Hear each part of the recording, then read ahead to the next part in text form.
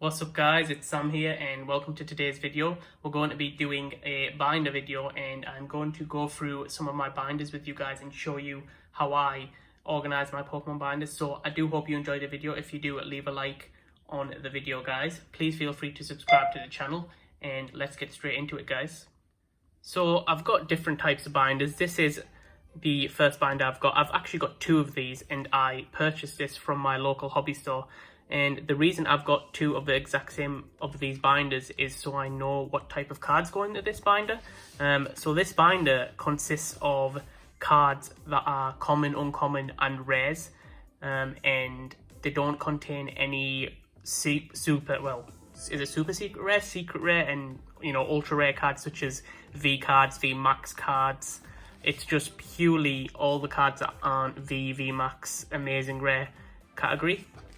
And the reason I like to organize it like that is because the V and VMAX cards are higher are the ones most likely that I will send for PSA in the future. So I like to keep that separate. And it's also because these cards come in normal and reverse holo and holo versions as well.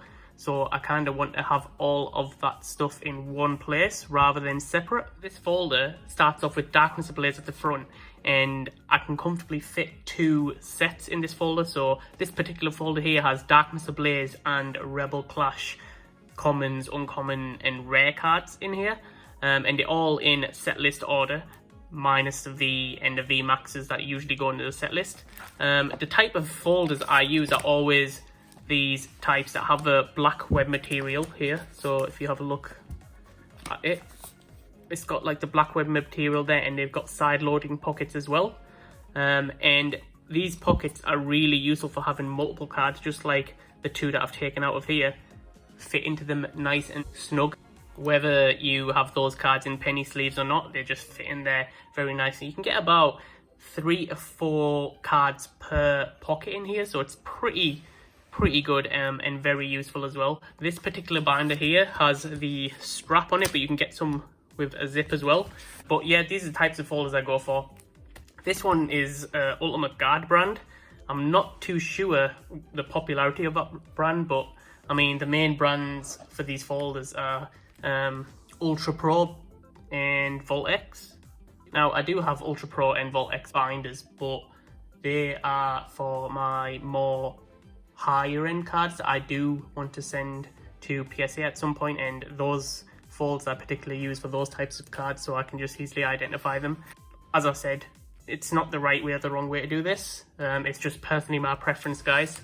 I mean, if you have any questions, please feel free to drop me a DM in my Instagram link, which is in the description below, or just leave a comment in the channel. So as I did say, these are my Darkness Ablaze and Rebel Clash common, uncommon and rare cards. So if I just go through these, you can see that I've got them all in set order. And the way I organize these cards is I have multiple rarities of each type of card in one pocket. And that is just purely to save space. And what I mean by that guys is that if there is a non-holo foil version and a reverse holo foil version of that card available, which in most of these sets or all of these sets there are, I have both alternate versions of that card in one pocket, and that's how I organize my stuff. So for example, Relicanth here, if I take this out, you've got the reverse holo version there on the top, and then you've got the non-holo version, and if there was a holo version of that, that would go on the top, and all 3 of those cards would be fitted into this binder and pop right there. And that's how I like to sort my common, uncommon, rare cards. Basically my cards that aren't V's, ultra rare, secret rare category. That's how I like to sort them. The order I always use is I have the least rarest version of that card on the bottom and have the most rarest version of that card at the top. So my non-holos will always be at the bottom in that pocket, then the reverse holos will be after that on top, and then the holo foil, if available in that format for that particular card, will be all the way at the top. So maximum I could have potentially 3 versions of a card, but it's very unlikely that you're going to get that. It's normally 2, because usually you've got the normal version and the reverse holo of commons and uncommons. And then for the holo versions, I believe you've got the holo version and the reverse holo, and there's not normally a common version out of that card, but it does depend on the sets, guys. All the sets are different, so it just depends, and then I organize it based on what's available and what cards are available. So I can try and find a holo version. Is this one here? There we go. So that was actually the wrong way around, but Suicune, there's a holo version of a Suicune, and there's a reverse holo version of a Suicune, and now this is a rare card. So the more rarer version of this card, which is the holo version, I would have at the top to signify that I have that, and the one underneath, which is the least rarest version, which is the reverse holo, would be underneath, and I would pop that in there. And when I'm flicking through this binder, I can easily see if there's 1 or 2 cards in there, and I know because of the way I organize this that if there's 2 cards in there, I have both the holo and the reverse holo, because that card underneath will be a reverse holo, because that's purely how I organize it. So I know I've got both versions of that particular card from the Darkness Ablaze set in my collection. And that is basically the same theme throughout all of the binder for each set. So these are the Darkness Ablaze ones. You've got your Psychic Pokemon, Ground, Poison / Ghost, Dark Pokemon, Steel. You've got your normal. And as you can see, for example here, you've got Skitty Reverse Foil, and underneath is the second card, and I know for a fact that is going to be Skitty non-foil. So I know I've got both versions of those cards, but on the left you've also got a Lugia there, and with the Lugia I can see that I haven't got the reverse holo or the holo version of this card, because that's the only one in that pocket which is non-holo. So I know I need both the reverse holo and the holo version of that card in my collection, just by looking at it. So if I just keep going through here, I know that this is where this ends. The Darkness Ablaze set, the last set of the common, uncommon, rare cards in the Darkness Ablaze set is the Powerful Energy, and I always make space for swaps. So here you've got a page that is purely for Darkness Ablaze swaps of cards of this category, and these swaps aren't actually in any particular order. They are just popped in there, and they are pretty much just sleeved up. I've got the Blaziken holo. I've got a couple of Blaziken holos there, which are rare cards, and all of these swaps, well, not swaps, but cards that I want multiple of and I want to keep in a binder in a safe condition, are sleeved up and they're popped in here. And if I think they might be worth something in the future, or something that I want to maybe send for PSA grading in the future, that's why I store all those things in a binder, and that's why these cards are here. They are cards that I have multiples of, and they're already completed in my, binder entries in the previous pages. I have multiples of them, and sometime in the future I might consider sending some of these to PSA for grading. I also leave a gap, so you've got a couple of gaps here for ample space, and some of these binders in these pockets have multiple versions of the same card in one sleeve in the same binder, because as I said, not in the same binder, sorry, in the same pocket, because as I said before, these binders you can fit multiple cards in, and they are very good for that. And then if you turn over the page, that's my Darkness Ablaze swaps, so they're gone. I keep saying swaps, but really they're just my spare cards. I don't really intend to swap them unless I get something that I really need, but they are something that I want to keep a hold of and keep in good condition, just because I might send these for PSA in the future. But if you turn over, that's where the next set starts, which is Rebel Clash. It's not actually in any particular order of Sword and Shield sets. What I will be doing with my folders is I'll normally probably put like a label over here just to tell me what sets are in there, but I normally just organize my sets based on what I think will fit best and maximize the capacity of the binder to its fullest, because I don't really like to waste space in a binder. But yeah, so you've got the Rebel Clash uncommon, commons and rares in the same format. You've got your hollow foils on the top, your reverse hollow foils after that, and then your non-hollows underneath. And it is just in set order again, with your grass and bug types, your fire types, water types, and you get the gist, guys. It is the same trend all along throughout this folder.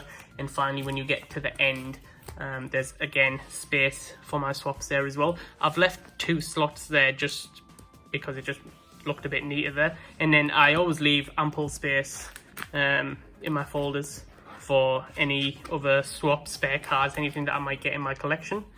And I've also got another similar version of this folder here, guys. And as I did say at the start of this video, I did have 2 types of this folder.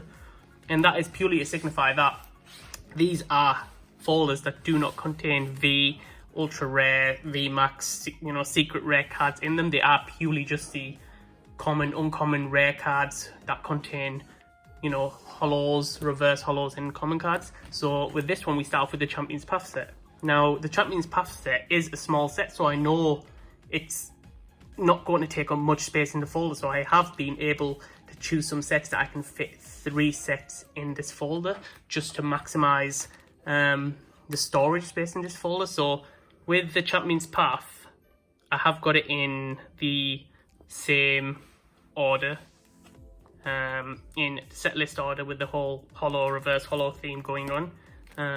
And at the end you do have swaps, but what I've actually done in this as well is after the final card here, I have my promos there as well. In the Darkness Ablaze and the Rebel Clash binders, I didn't have any promo cards to actually put in the binder because I just didn't get any. But with Champions Path, I've got a lot of the promo cards from the pin collections, the collection boxes. As you see on my videos, guys, when I open them, I keep these promo cards. So I put the promo cards in number order here, but I start off the promo card binder collection right after the set list, just so I know where they are. And then after the promo cards, so the last promo card I've got is the Duraludon, which is from one of the pin collections. I think it's the Hammerlock pin collection. I've got just a lot of spare space there. And then here, this is where my spare cards start. Now, these spare cards, again, as I said, these are cards that I will probably send to PSA, and that's why they bind it up the sleeve nicely. And these are the ones that I have multiple swaps of. I mean, for example, you've got the Gengar there, and if you did check out my PSA video, guys, I did send a Gengar from the Stone Side set. This is the Gengar promo from the Stone Side set. I did send that for PSA. So yeah, this is where they're going to have left ample space there for future Champions Path, you know, swaps, multiples, they'll all go in there. And then as soon as I turn over the page, this is where another set starts. Now this set is Hidden Fates. Now, I know Hidden Fates is from Sun and Moon, and you know, it's in a Sword and Shield folder. I'm not really fussed about that, guys, because, you know, that doesn't really bother me because I know exactly where to go to get my folders, and you know, I don't mind mixing those sets up. I will just, you know, if I do get to the point where I have a lot of binders and I need to know which is which, I'll just put labels on them and know what sets are in which binder. And again, as I said, these are just common, uncommon, and rare cards, guys, and they're just literally for my collection. And as you can see, Hidden Fates, I've got, you know, a space missing there. And I have organized them in the correct order, so I know when I am putting the cards in and I'm going through my binders and there is a space missing, that means that I am missing a card. It isn't just purposely done like that because it's just I forgot or something. So if you keep going through this, you'll see that I am missing some Hidden Fates cards here. I haven't got a lot of Hidden Fates cards, as many people haven't actually. Still waiting for the reprints, which are out in January, I believe. So then when you get to the end of the commons, uncommons, rares, you come to the shiny vault cards, which I suppose are a form of rare cards, and you know, you're probably thinking, why are they in this binder than why in the other binder with the V or VMAX cards? And it was a bit of a dilemma of where these should go, because there's just so many of them, guys. I've just decided to put them right after this. That's purely just how I want to do them. And as you can see, there's lots of gaps, so I can see exactly what I'm missing. But I have counted these out properly, so I know that there's a space for every Hidden Fates card there. And then when I finally turn over, I've got a page there as well, spare. And then you get straight into Vivid Voltage there as well, and with Vivid Voltage it's just the same thing, guys. Commons and commons, rares, reverse hollows in the middle, non-hollows on the bottom, hollows at the top, and it's just all the way like that until the end, where there is the last card. I've left 2 spaces, and I've got the promos there as well. So these promos are from the build battle kit. So you got the Charizard, Donphan and Lugia, and I have left a space there because I am missing the Snorlax promo, and then I've left myself a spare page in case I need it. So let's move on to the next folder, guys. It is my folder of V and VMAX cards.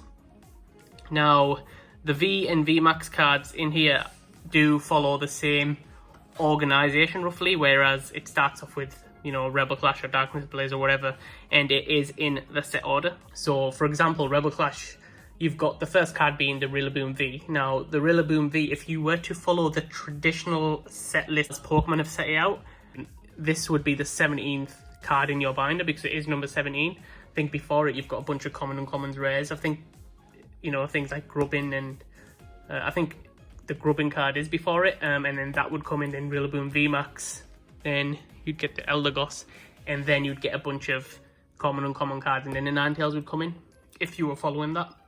A lot of collectors like to do that and making it just how Pokemon have actually meant to do it in terms of the number order. It isn't wrong, and like I said, this isn't wrong and this isn't right either. It's just purely my preference of organizing, and that's how I prefer to do it. You know, some people like to have, you know, a collection of reverse hollows in one separate folder, a collection of all hollows in another separate folder, but for me, that just takes up a lot of space. You're going to be having a lot of binders, and that's the only reason I don't do it. So this is a Rebel Clash set, and I have got it in order. So I can see that I've got 3 cards missing there from the V cards and higher in the Rebel Clash folder.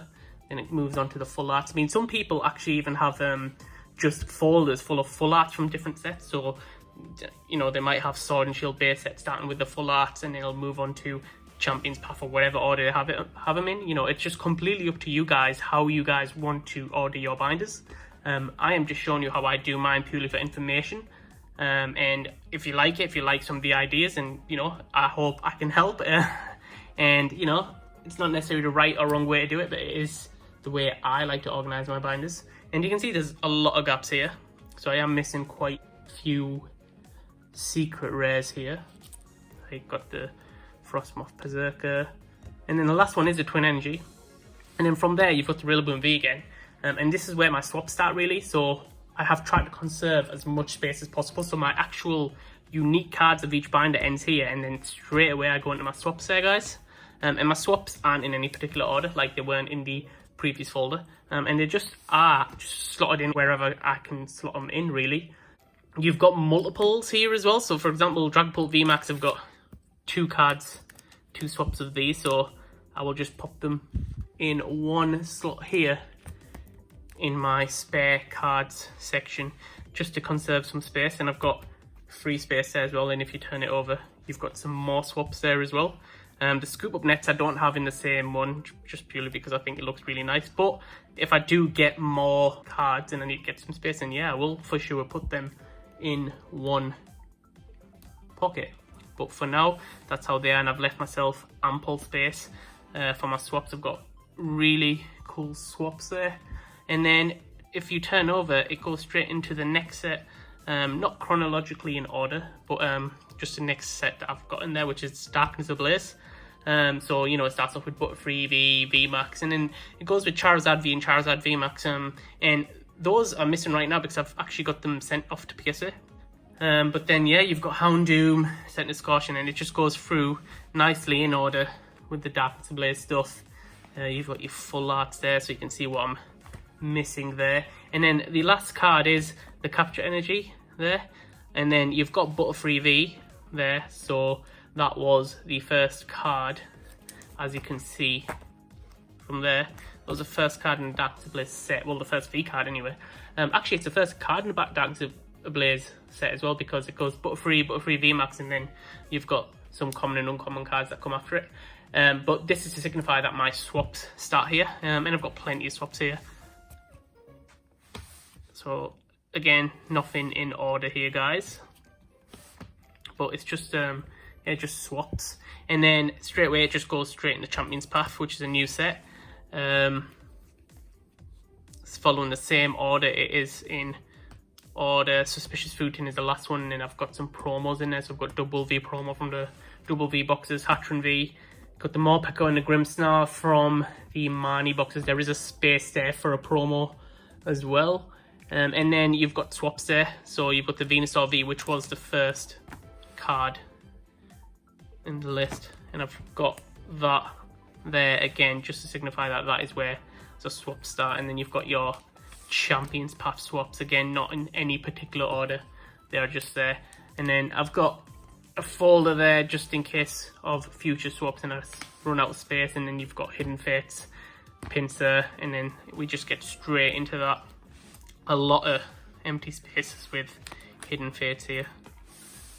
Shiny GX Lycanroc versions, Hiker, and then what you'll see is you have another Pinsir there, which signifies that these are my Hidden Fates V card and higher swaps, and I've left plenty of space for them there. And then my final binder, the Volt X binder. It is a funky red one, and it is a zipped binder as well. Now, this binder is really cool. It's probably my favourite binder in terms of the look. And it is a Volt X binder. I did get this from Amazon, and they cost about £20 for the zip ones. If you get the ones that don't have a zip, that have a strap like my previous ones, they're probably a bit cheaper by about £5. But the zip binders are really cool, really convenient, and yeah, it's just pretty cool. I mean, I don't think it's a necessity, but I just wanted one, so I got one. And here, these are, again, it is a Volt X binder. So it will have my V cards, amazing rare cards, you know, that type of rarity cards that I will intend to send to PSA one day in them, and they are in order. So this is just got Vivid Voltage in it at the moment. So I have started off with amazing rares first, and then I've jumped straight into the Vs and the VMAXs here. So if you go through it, you can see my collection of Vs, VMAXs there for Vivid Voltage, and everything that is missing is what I need from Vivid Voltage, and I've got ample space for that. All the trainers are still missing in there, and then the last card is the memory capsule. Got 3 spaces there left, which, you know, nothing will go after, but it's just there for tidiness, and then when I turn it over, that's where all my swaps are. And yeah, again, it just follows the same suit as the previous binders, guys. But yeah, it is really important that you guys know that it isn't, you know, the right way to do it, the wrong way to do it. It is just how I like to do it, and I hope it is useful to you guys. If you have any questions, leave a comment in the video. I'll be happy to answer them. DM me on my Instagram. It is in the description below, guys. I hope you enjoyed the video. If you did, please leave a like on it. Please feel free to subscribe to the channel, guys, to get notifications on my future videos. And that is it for me. So, as always, I will see you guys in the next video.